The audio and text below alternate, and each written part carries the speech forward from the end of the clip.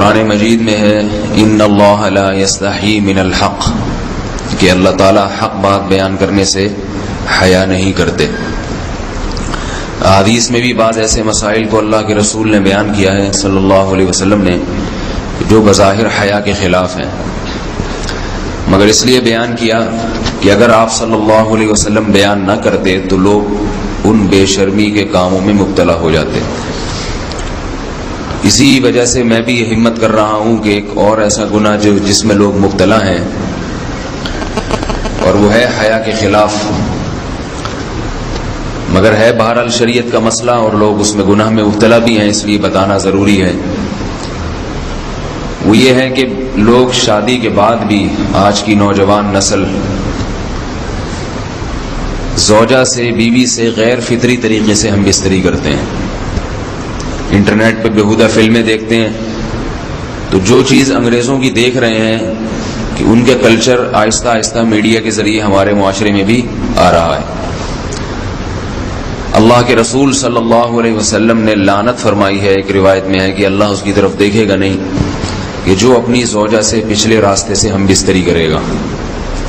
یہ بیماری بھی، یہ گندگی بھی لوگوں میں پھیلتی جا رہی ہے، خاص طور پہ جن کو لڑکوں سے بدفعلی کی عادت پڑ جائے تو وہ زوجہ سے فطری راستے سے ہم بستری نہیں کرتے۔ اللہ نے فرمایا کہ نساؤکم حرث لکم، یہ تمہاری زوجات ہیں، بیویاں ہیں، یہ نسل بڑھانے کے لیے ہیں۔ تو اسی راستے میں انسان اپنی خواہش کو پوری کر سکتا ہے جس راستے سے نسل بڑھتی ہے، اس کے علاوہ کسی اور راستے سے اپنی خواہش کو پورا کرنا یہ حرام ہے، گناہ کبیرہ ہے، گندگی ہے۔ ہمارے پاس کیسز آتے ہیں، ایک پاک دامن لڑکی کی شادی ہوتی ہے، لڑکا بھی بظاہر بڑا نیک، لیکن کیا ہے، لڑکا چونکہ ٹھرکی ہوتا ہے، شہوت کا درندہ ہوتا ہے، تو وہ یہ نہیں دیکھتا کہ میں اپنی بری خواہش مٹانے کے لیے میں اپنی زوجہ کو غیر فطری طریقے پر مجبور کیسے کر سکتا ہوں، تو مجبور کرتا ہے پھر اپنی بیوی کو۔ اس میں جو عورتیں زیادہ پاک دامن نہیں ہو، نیک نہ ہو، یا ان کو یہ ڈر ہو کہ طلاق ہو گئی تو ہم کہاں جائیں گے، وہ پھر اپنے شوہر کے ساتھ اسی غیر فطری طریقے پر آمادہ ہو جاتی ہیں، اور اس کا عذاب اور اس کا وبال یہ ہوتا ہے کہ کچھ دنوں میں ان کو بھی اسی کی لت پڑ جاتی ہے۔ انسان جب بھی کوئی غیر فطری راستہ اختیار کرتا ہے، آخرت کا عذاب تو بعد میں، دنیا کا عذاب یہ آتا ہے کہ پھر اس کو لذت فطرت میں آتی نہیں ہے، پھر جو راستہ اللہ نے رکھا اس میں اس کو لذت نہیں آئے گی، پھر وہ گندگی میں ہی گھسنے کی کوشش کرے گا، اس کی بھی فطرت خراب ہو جاتی ہے، اور جس کے ساتھ یہ بدفعلی کی جائے اس کی بھی فطرت خراب ہو جاتی ہے، وہ بھی پھر کسی کے قابل نہیں رہتے۔ تو اپنے جان پر رحم کرنا چاہیے۔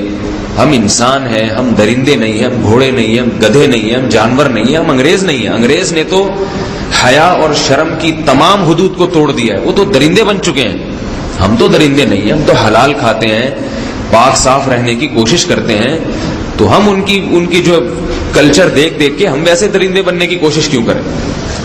تو یہ بہت بڑا وبال ہے، بہت بڑی برائی ہے جو ہمارے معاشرے میں آہستہ آہستہ جڑ پکڑتی جا رہی ہے، اور اس سے بیماریاں بھی پھیلتی ہیں۔ غیر فطری طریقہ ہے، بیماریاں بھی پھیلتی ہیں۔ ایسے کیسز آتے ہیں کہ جناب وہ مرد مجبور کر رہا ہے بیوی کو، اور وہ بیوی جو ہے ساتھ نہیں دیتی تو پھر اس کو طلاق کی دھمکیاں دیتے ہیں، ایسے کیسز بھی آتے ہیں۔ اور یہ بھی آتا ہے کہ مرد جب اپنی بیوی کو غیر فطری طریقے پر مجبور کرتا ہے، بیوی آمادہ نہیں ہوتی، تو مرد پھر یہ دھمکی دیتا ہے کہ بھائی میری خواہش تو تم سے پوری ہوتی نہیں ہے، پھر میں دوسروں کے پاس جاؤں گا۔ تو یاد رکھیں، جس عورت کا شوہر یہ دھمکی دے اس کو کہ میں زنا کروں گا اگر تم نے میری خواہش پوری نہیں کی غیر فطری طریقے سے، تو عورت اپنے شوہر سے کہہ دے کہ جاؤ تم کہیں اور جا کے منہ کالا کرو، تمہاری فطرت میں گندگی ہے تو یہ مجھے گندا بنانے کی کوشش نہ کرو، اس کو زنا کرنے دیں، وہ اللہ آخرت میں اس سے بھگتے گا۔ ہر بیماری کا اللہ نے علاج رکھا ہے۔ اللہ کے رسول صلی اللہ علیہ وسلم نے فرمایا، صحیح بخاری کی حدیث، ما انزل اللہ من داء الا انزل له دواء، کوئی بیماری ایسی نہیں ہے جو اللہ نے نازل کی ہو اور اس کے لیے دوا نہ رکھی ہو دنیا میں۔ تو اگر کسی کو ایسی لت پڑ گئی ہے غیر فطری کام کی، تو اس کو چاہیے کہ وہ اپنا علاج کرائے، ڈاکٹر سے بھی رابطہ کرے، اور سب سے بڑا علاج یہ ہے کہ کچھ وقت صبر کرے گا، چھوڑ دے گا کچھ عرصے کے لیے، تو خود بخود آہستہ آہستہ صحیح ہو جائے گا. ایک آدمی شراب کا عادی ہے، ایک علاج تو یہ کہ ڈاکٹروں سے رابطہ کرے، اور بہترین علاج کے چھوڑ دے. کتنے دن تڑپے گا؟ 1 دن 2 دن 3 دن 4 دن 1 ہفتہ 2 ہفتہ، بہت زیادہ سال ہو جائے گا نا، اس کے بعد خود بخود ٹھیک ہو جائے گا. سگریٹ کا عادی ہے، چھوڑ دے گا. تو کتنے لوگ ہم نے دیکھے ہیں دن میں 20 سگریٹ پیتے تھے، چھوڑنے پر آئے تو بالکل ایک دم چھوڑ دی انہوں نے، آہستہ آہستہ کر کے چھوڑ دی، لیکن تکلیف ہوئی مگر عادی ہو گئے. تو اب کسی کو یہ لت پڑ گئی ہے غلط کام کی، برائی کی، تو اس کا بہترین علاج یہ ہے کہ وہ اپنے آپ کو بدلنے کی کوشش کرے، ماحول بدلے، اور کچھ وقت صبر کرے گا تو اللہ اس سے یہ عادت چھڑا دے گا. نہیں کی، صبر نہیں کیا اس نے، پھر اسی گندگی میں موت واقع ہوگی، پھر آخرت کا عذاب بہت سخت. نسلیں برباد ہو جاتی ہیں اس عمل سے انسان کی. تو بات حیا کے خلاف ہے، مگر یہ کہ ایک بزرگ تھے وہ بات فرما رہے تھے، تو کسی نے پوچھا کہ حضرت آپ حیا کے خلاف بات کرتے ہیں، تو انہوں نے فرمایا تم بے حیائی کے کام نہیں چھوڑتے، ہم اس چھڑوانے کے لیے بات کریں تو ہم برے ہیں، اور تم کام کرو تو بھی برے نہیں.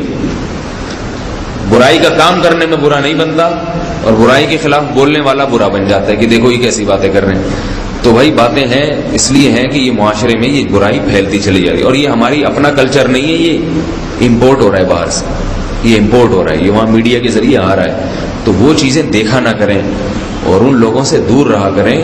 ہمیں تو دین کا داعی ہو کے ان کو ہدایت پر لانا تھا، بجائے ہم ہدایت پہ چل کے دوسروں کو چلانے والے بن کے ان کے راستے پہ ہم نے چلنا شروع کر دیا. اللہ تعالیٰ ہمیں اب دیکھیں ان کے ہاں ایڈز کا مرض پھیل گیا ہے. آپ بتائیے یہ ایڈز کا مرض ہمارا ہے کیا؟ یہ بیماری ہماری ہے یا ان کی ہے؟ ہمارے یہاں بیماریاں ہیں، کھانسی ہے، نزلہ ہے، ٹھیک ہے نا، بلڈ پریشر ہے، شوگر ہے، یہ بیماریاں ہماری ہیں.